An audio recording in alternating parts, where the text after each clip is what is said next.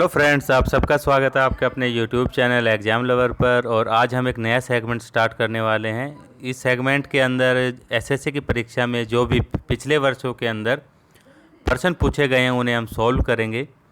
और ये प्रश्न जो है वो अगली परीक्षाओं में भी पूछे जा सकते हैं। तो आप बड़े ही ध्यानपूर्वक, जैसे ही स्क्रीन पर आपको क्वेश्चन दिखाई दे, आप खुद से सॉल्व करने की कोशिश करेंगे।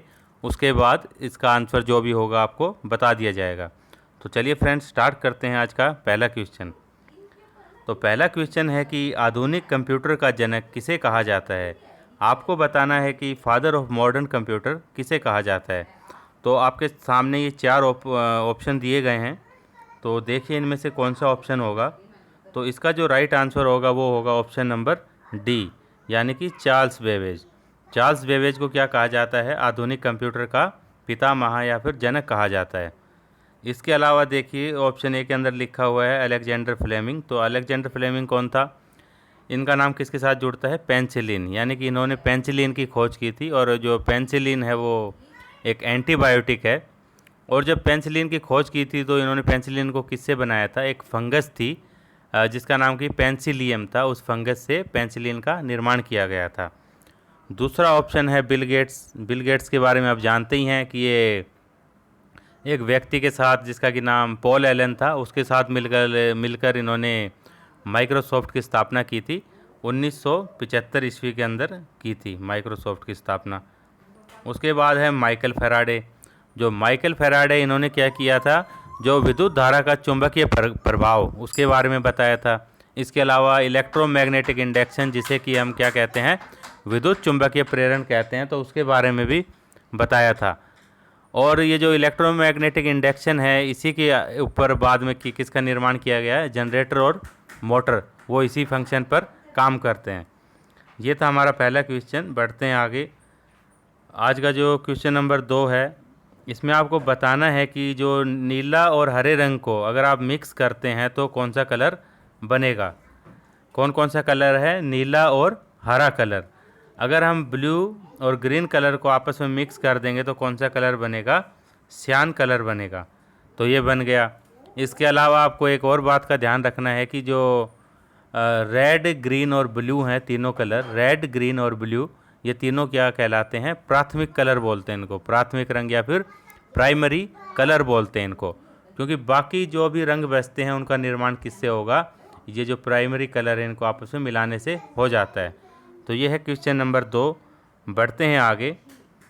प्रश्न को आप जल्दी से जल्दी पढ़ते रहें और उसको सोल्व करने की कोशिश करें। अब आपके सामने है कि CaOCl2, इसका सामान्य नाम क्या है। अब ये क्या है, ये है कैल्शियम क्लोराइड। CaOCl2 यानी कि कैल्शियम क्लोराइड, या फिर इसको कैल्शियम ऑक्सी क्लोराइड भी बोलते हैं, कैल्शियम ऑक्सी क्लोराइड भी बोलते हैं। अब आपको बताना है कि ये जो फॉर्मूला है ये किसका है। तो देखिए आप इसके ऑप्शन सॉल्व करने की कोशिश करें। तो इसका ऑप्शन होगा डी, नहीं, इसका सी होगा। यानी कि इसको क्या बोलते हैं, ब्लीचिंग पाउडर इसको कहा जाता है। CaOCl2 यानी कि ये क्या है, ब्लीचिंग पाउडर है। और ब्लीचिंग पाउडर की अगर बात करें तो इसका यूज क्या है, ये जैसे आजकल कोरोना चल रहा है तो जो भी सैनिटाइज वगैरह किया जाता है जिस डिवाइस के अंदर, उसके अंदर इसका यूज़ किया जाता है। यानी कि सैनिटाइज के पर्पज़ के लिए इसका इस्तेमाल किया जाता है ब्लीचिंग पाउडर का। और इसके अलावा पानी को भी साफ़ किया जाता है इससे। और एक चीज़ और है, जो ब्लीचिंग पाउडर है इसको क्लोरीन पाउडर भी कहा जाता है। तो ये हो गया ब्लीचिंग पाउडर के बारे में। इसके बाद जो ये ऑप्शन देखिए, बेकिंग सोडा। बेकिंग सोडा या फिर बेकिंग पाउडर एक ही चीज़ है। तो जो बेकिंग पाउडर या बेकिंग सोडा है, उसको जो केमिकल नेम है वो क्या होता है, सोडियम बाइकार्बोनेट कहा जाता है इसको। और इसका काम क्या होता है, किस यूज़ में लेते हैं, कोई भी साफ़ सफाई के जो कार्य होते हैं उसके लिए काम में लेते हैं। और काफ़ी बार जैसे दांत वगैरह की सफाई के लिए या उसके लिए उसका इस्तेमाल किया जाता है, दांत और मुंह की सफाई के लिए। अगर इसके केमिकल फार्मूले की बात की जाए तो वो क्या है, NaHCO3। NaHCO3 ये इसका केमिकल फार्मूला हो गया बेकिंग सोडा का।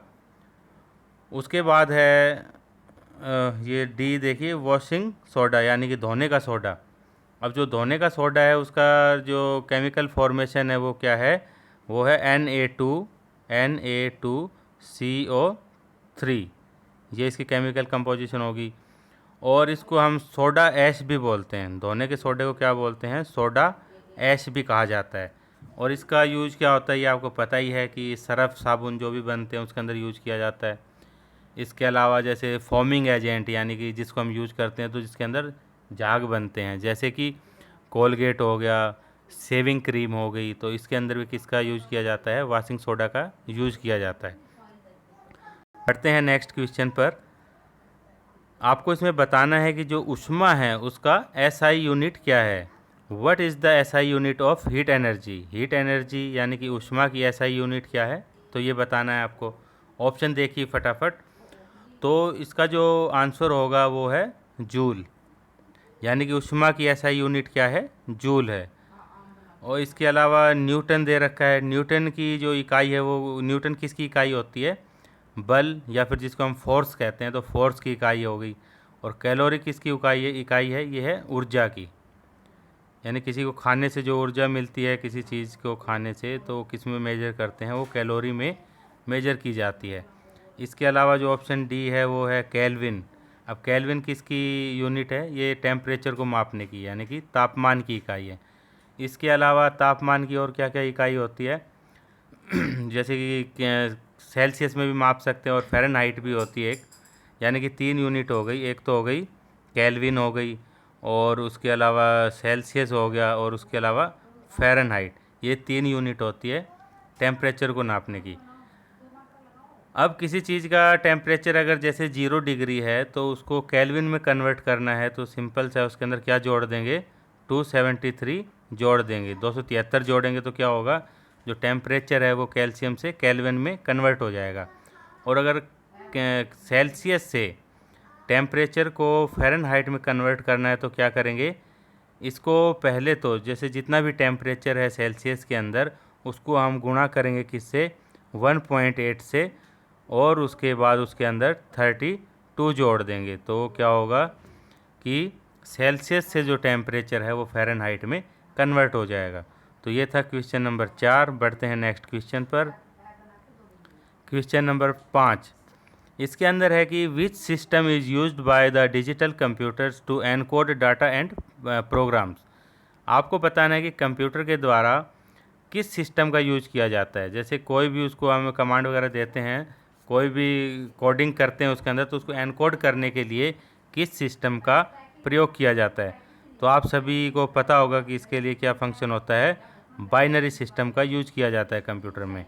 अब बाइनरी नंबर कौन कौन से होते हैं, 2 नंबर होते हैं, या तो 0 या फिर 1। जैसे कोई भी कंप्यूटर को हम सिग्नल देते हैं, कोई भी कमांड देते हैं, तो पहले क्या करता है, उसको बाइनरी नंबर में कन्वर्ट करता है और फिर आउटपुट में उसका रिजल्ट दिखा देता है। जैसे कि बी लिखने के लिए दिया गया कंप्यूटर को, तो कंप्यूटर क्या करेगा, इस बी को पहले तो बाइनरी कोड में कन्वर्ट कर देगा। कुछ भी हो सकता है, लेकिन वो किससे मिलकर बना होगा, 1 और 0 से मिलकर बना होगा। जैसे कि ये हो सकता है उसका कोड। तो इस तरीके से किसी सिस्टम का यूज किया कंप्यूटर ने, बाइनरी सिस्टम का।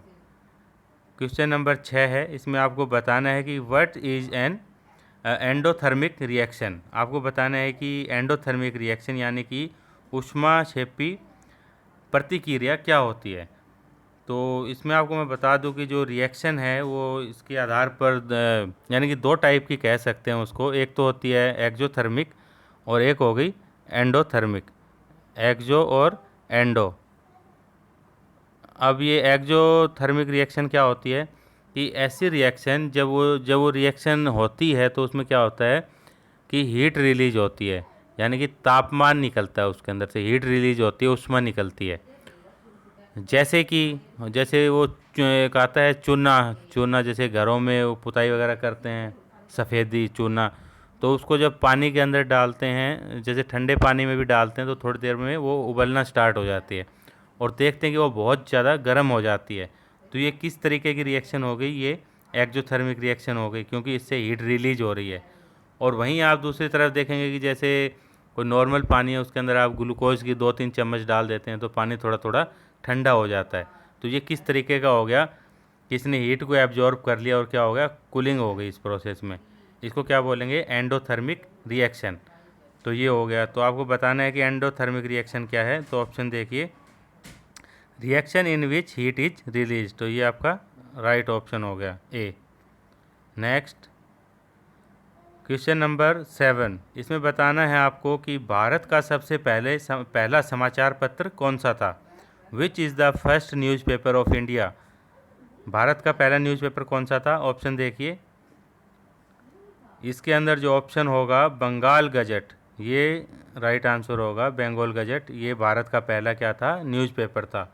और इसकी शुरुआत कब की गई थी, 1780 के अंदर ये पेपर आया था और जेम्स हिक्की के द्वारा इसका प्रारंभ किया गया था। किसके द्वारा, जेम्स हिक्की ने इसकी शुरुआत की थी।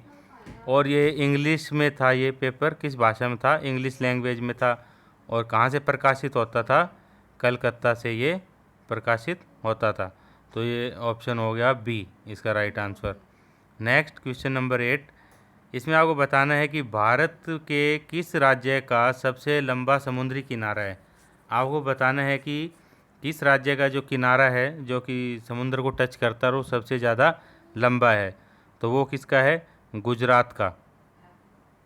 गुजरात की यानी कि जो कोस्टल बाउंड्री है वो सर्वाधिक लंबी है। और जो गुजरात है वो किस समुद्र के तट पर पड़ता है, अरब सागर के तट पर है, अरब सागर। तो ये क्वेश्चन हो गया। नेक्स्ट नंबर 9, कि बांदीपुर राष्ट्रीय उद्यान बांदीपुर नेशनल जो पार्क है वो कौन से राज्य के अंदर स्थित है। तो ऑप्शन देखिए, इसका ऑप्शन होगा सी, यानी कि कर्नाटक के अंदर स्थित है। बांदीपुर टाइगर रिजर्व कहाँ है, ये है कर्नाटक के अंदर, यानी कि नेशनल पार्क भी और टाइगर रिजर्व भी है ये। इसके अलावा भी आप याद रखेंगे कुछ, जैसे कि एक नागरहोल नेशनल पार्क है या नागरहोल टाइगर रिजर्व, ये भी कहाँ पर है, कर्नाटक के अंदर है। इसके अलावा भद्रा वाइल्ड लाइफ सेंचुरी है, ये भी कर्नाटक के अंदर है। ऑप्शन है अब ये मध्य प्रदेश जैसे है, तो मध्य प्रदेश के भी कुछ टाइगर रिजर्व है जो कि आप ध्यान रखेंगे, जैसे कि कान्हा टाइगर रिजर्व और बांधवगढ़ टाइगर रिजर्व हो गया, और पन्ना नेशनल पार्क, इसके अलावा सतपुड़ा टाइगर रिजर्व। तो ये मध्य प्रदेश के अंदर है। राजस्थान के अंदर क्या क्या है, राजस्थान के अंदर एक तो रणथंभौर नेशनल पार्क हो गया, केवल national park, Sariska tiger reserve और डेजर्ट नेशनल पार्क। पूछा जाता है कि डेजर्ट नेशनल पार्क कहाँ पर है, तो वो राजस्थान के अंदर है। ऑप्शन डी है कि छत्तीसगढ़ में क्या क्या है, इंद्रावती नेशनल पार्क है और एक है कांगेर घाटी नेशनल पार्क। तो ये टाइगर रिजर्व या नेशनल पार्क हो गए इन स्टेट के, जो कि यहाँ पर दिए गए हैं। आज का जो लास्ट क्वेश्चन है कि मंगल सूर्य से कौन से स्थान पर है। तो ये आपको बताना है। सबसे पहले तो ये सन हो गया, सौरमंडल की अगर बात करें तो। उसके बाद है ये एक ट्रिक्स है, ये आप याद रखेंगे कि my very educated mom just served us nuts, यानी कि ये सन हो गया। उसके बाद ये मरकरी, वीनस, अर्थ, मार्स, जुपिटर, सैटर्न, यूरेनस और नेपच्यून। तो ये मार्स देखिए कौन से नंबर पर है, 1 2 3 4, तो ये चौथे नंबर पर स्थित है ये। तो इसका आंसर होगा नंबर 4। और मार्स के बाद में क्या है, जुपिटर। तो ये याद रखना है, मार्स और जुपिटर के बीच में क्या है, चट्टानों के टुकड़े वो चक्कर लगाते रहते हैं सूर्य के चारों तरफ, जिसे कि क्या बोलते हैं, क्षुद्र ग्रह या फिर एस्ट्रॉइड बोलते हैं। ये ट्रिक्स आप दोबारा से देखिए। इसके अंदर क्या था, my very educated mom just served us nuts, ये था। ये सूर्य से इनका क्रम है। ये हो गया मरकरी, वीनस, अर्थ, मार्स, जुपिटर, सैटर्न, यूरेनस और नेपच्यून। तो ये हो गया। तो फ्रेंड्स ये थे आज के 10 क्वेश्चन। मिलते हैं कल नेक्स्ट वीडियो के अंदर। तो thank you so much. Video को अधिक से अधिक लाइक करें, शेयर करें, सब्सक्राइब करें।